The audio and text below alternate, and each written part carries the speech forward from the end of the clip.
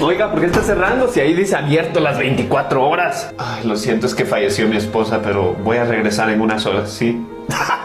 ¿Y a mí qué me importa que su estúpida esposa esté muerta? Si ahí dice 24 horas, son 24 horas. Señor, tranquilo, a ver, lo atiendo rápido, ¿qué necesita? Sí, bueno, es que yo quería pedirle fiado, es que no traigo ni un centavo. No, lo siento, no doy fiado. Ah, aparte de mentiroso con las 24 horas, vengativo.